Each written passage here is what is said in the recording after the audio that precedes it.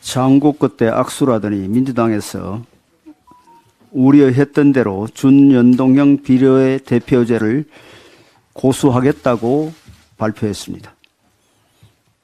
이는 운동권 개딸 선거연합으로 당대표 방탄을 계속하겠다는 것이며 압도적 다수의 민주당에 의해 입법 폭주로 얼룩진 최악의 21대 국회에 이어 22대 국회에서도 민주당이 운동권 정당들과 손잡고 의회 독재를 계속해 나가겠다는 선언입니다. 야권은 준연동형 비례대표제가 다당제를 가능하게 하기 때문에 병립형 비례대표제보다 나은 제도라고 주장을 하고 있습니다. 그러나 국민이 이해할 수 없는 선출 방식을 거쳐서 결과만 다당제가 된다면 이것은 이론의 껍데기로 국민을 속이는 일에 지나지 않습니다. 독수독과라고 잘못된 선거 제도라는 나무에서 민주주의의 열매가 열릴 수 없습니다. 준연동형 비례대표제의 산물인 21대 국회에서 민주주의가 조금이라도 발전했는지 민주당은 답을 해 보시기 바랍니다. 22대 총선에서도 야권 정당들이 준위성정당, 통합형 비례정당이라는 말장난으로 비례의석을 나눠 갖고 이를 매개로 짬짬이 공천으로 지역구 거래까지 한다면 민주주의는 지금보다도 더 심하게 퇴행할 것이 분명합니다. 민주당의 변명 중에서 가장 기가 막힌 내용은 위성정당 금지 입법 노력이 여당의 반대로 실패했다는 것입니다. 여당은 지속적으로 위성정당 탄생 자체가 될 수 없는 선거법을 주장해 왔습니다. 그리고 민주당이 지금까지 과반 이상의 의석을 가진 민주당이 마음먹은 법안을 한 번도 통과시키지 못한 적이 없습니다. 21대 국회 내에 압도적 다수 의석으로 무소불위의 형포를 부리며 입법 폭주를 일삼던 정당이 갑자기 이 무슨 약자 코스프레인지 모르겠습니다. 위성정당 방지법도 마음만 먹으면 충분히 통과시킬 수 있었는데 그 책임을 소수 여당에게 뒤집어 씌우는 언변이 참으로 졸렬합니다. 멋지게 지면 무슨 소용이냐 식의 선거할 주판 튕기기와 내분 때문에 준연동형에서 병립형으로, 병립형에서 권역별로 갔다가 다시 준연동형으로 회귀한 것을 온 국민이 다 알고 있습니다. 이번에 투표용지는 과연 몇 센치나 길어질지, 지난 총선의 쌍둥이 버스에 이어 또 어떤 황당한 꼼수가 행해질지 누구도 예측하기 어렵습니다. 위성정당의 탄생은 한국 민주주의 역사에서 최악의 퇴행입니다.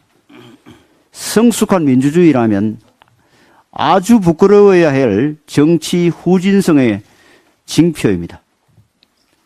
과연 위성정당이 난립하고 후진적 선거운동이 벌어지는 상황에서도 민주당에서 멋지게 이기는 길이라는 말이 나올지 지켜보겠습니다. 우리 당은 국민이 알기 쉽고 민심이 그대로 선거 결과에 반영되는 선거법을 위해 국민과 함께 싸우겠습니다. 의대 정원 규모 발표를 앞두고 의사협회 등 의사단체의 적지 않은 반발이 예상이 됩니다. 의협은 어제 설문조사 결과를 발표해 집단 행동을 예고하는 한편 내부 결집을 유도하는 모습을 보이고 있습니다. 발표된 조사 결과에 따르면 의협 회원인 응답자의 81.7%인 3,277명이 의대 정원 확대에 반대했고 그중 절반가량이 반대 이유로 이미 의사 수가 충분하기 때문이라고 응답했습니다.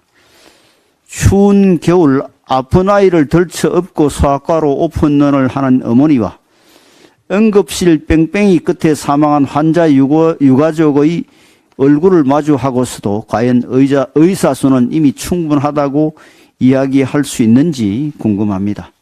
한 의사단체에서는 국내 의사 수조가 부족하다는 연구 결과를 낸 한국보건사회연구원을 대상으로 소송을 제기하기도 했습니다. 소송을 제기한 의사단체는 연구원이 잘못된 계산법과 자의적인 해석으로 추계 결과를 의도적으로 왜곡했다고 주장했습니다. 그렇다면 한국 의사 수가 1000명당 2.12명으로 OECD 평균 3.69명보다 1.57명 작으며 프랑스와 일본과 비교해도 2만 내지 5만 명이 부족한 것으로 나타난 OECD 보건 통계는 어떻습니까? OECD에도 소송을 걸 것인지 묻고 싶습니다. 무엇보다도 국민들께서 의대 정원을 압도적으로 희망하며 의사단체의 대응을 눈여겨보고 있음을 명심해야 할 것입니다. 사명감에 필수 진료과를 떠나지 않으려던 의사마저도 인력 부족에 따른 업무 과정으로 의지를 꺾고 있습니다. 의료 현장에서 제대로 된 조치를 받지 못해 곤란을 겪거나 급기야 사망에 이르는 환자들을 생각하면 의사단체들은 결코 집단 이기주의에 빠져선 안 됩니다. 소위 치병, 중이 치인, 대이 치국, 의사들이 의사의 꿈을 키우던 시절 가슴에 새기는 말이며 의사가 되었어도 즐겨 인용하는 말입니다. 많은 의사들이 소위가 될지 대의가 될지 기로에 선 지금 의사가 우리 사회에 존경받는 직업으로 남을 수 있도록 각 의사단체는 책임 있는 모습을 보여주시길 부탁드립니다. 사회적 대타협 기구인 경제사회노동위원회 본위원회가 오늘 열립니다. 진심으로 환영합니다. 고금리, 고물가, 고환율의 3고 위기 속에 저성장이 장기화되면서 우리 경제의 활력은 떨어지고 있고 엎친 데 덮친 격으로 저출생 고령화라는 거대한 변화가 몰아치는 상황에서 노사정 대화 테이블이 마련된 것에 주목하지 않을 수 없습니다. 노사정이 합의한 안건을 보아도 이런 위기감이 반영되어 있습니다. 장시간 근로 해소, 인구구조 변화 대응, 미래 세대를 위한 지속 가능한 일자리 등 3개의 안건이 논의될 거라 하는데 어느 것 하나 소홀히 다룰 수 없는 과제이고 대화와 타협을 통해 풀지 않으면 안 되는 사안들입니다. 무엇보다 우리나라 산업구조가 코로나19를 겪으며 급격히 바뀌고 있고 4차 산업혁명 AI 시대가 본격화될수록 그 변화는 더욱 빨라질 수밖에 없습니다. 더욱이 청년과 여성의 일자리는 부족한데 생산 가능 인구는 급격히 줄어들고 있는 현실도 간과해서는 안 될 것입니다. 심각한 일자리 미스매치 상황을 해소해야 하고 생산성을 높이는 방향으로 일하는 방식을 바꿔야 할 것입니다. 노사정이 일과 가정의 양립, 노동시장 이중구조 개선, 근로시간 유연성 제고가 필요하다는데 인식을 같이 하고 있는 만큼 침체의 골짜기를 지나가고 있는 우리 경제에 활력을 불어넣고 기업을 살리며 일자리를 열리는 또 이를 통해 노사가 상생할 수 있는 해법을 찾아야 할 것입니다. 우리 국민의힘이 목표로 하는 방향도 마찬가지입니다.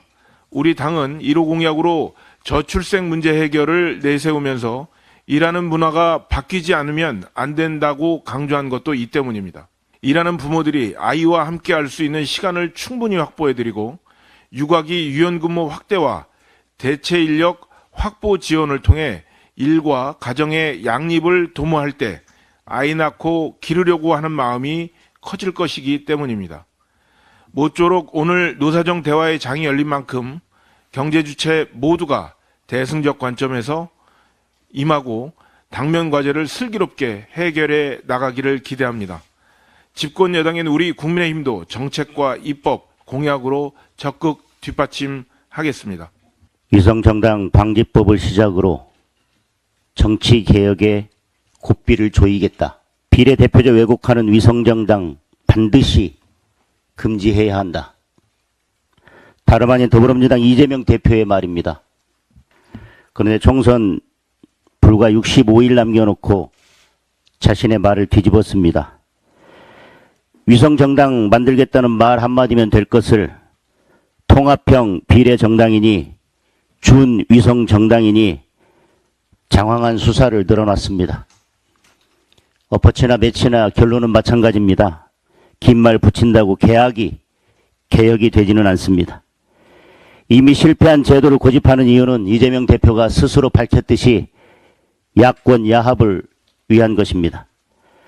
4년 전 군소정당 시민단체와 야합해서 누더기 선거법을 만든 것도 모자라서 또다시 실패한 제도를 앞세워서 표만 얻겠다는 셈법입니다. 국민들이 이번에도 묻지마 투표를 하게 생겼습니다.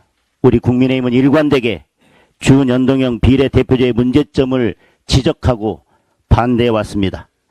이를 아시는 국민들은 이재명 대표의 여당 탓이 황당할 것입니다. 국민의 일꾼을 뽑는 선거 제도가 특정인에게 좌우되는 것도 문제지만 자신의 말을 뒤집으면서도 끝내 여당 탓을 하는 거대 야당 대표의 모습은 사라져야 할 구태로 기록될 것입니다. 오는 4월 10일이 이 같은 구태 정치에 대한 심판의 날이 되길 바랍니다. 50인 미만 사업장에 대한 중대재해처벌법 적용 유예 협상이 결렬되면서 연일 어려움을 토로하는 중소상공인들의 목소리가 쏟아지고 있습니다. 우리 국민의힘은 민주당의 최종 조건이었던 산업안전보건지원청을 2년 뒤 세우는 조건으로 50인 미만 업체에 대한 중대재해처벌법 시행 2년 유예를 제안했지만 민주당의 거부로 무산되었습니다. 당과 정부가 복합적인 경제위기 속에서 중대재해처벌법 시행에 따른 중소상공인들의 어려움을 덜어주기 위해 민주당의 제안을 전향적으로 수용했지만 민주당은 이 제안마저 걷어차버린 것입니다. 기회 있을 때마다 민생 입법이라면 여당에 적극 협조하겠다던 민주당의 말은 그저 정치적 수사에 불과했던 것입니까? 지금 동네 식당, 빵집, 심지어는 농업, 어업에 종사하고 있는 농민, 어민까지도 혹시라도 중대재해처벌법으로 처벌받게 되는 것은 아닌지 불안해하고 있습니다. 민주당이 아무리 민주노총 등 노동계 지지를 얻고자 한다고 해도 중소상공인들의 고통을 이처럼 외면해서는 안 됩니다. 우리 국민의힘은 중소상공인들의 호소를 외면한 민주당을 규탄하며 지금이라도 중소상공인과 영세 자영업자들의 피해를 최소화하기 위한 협상에 조속히 임할 것을 촉구합니다.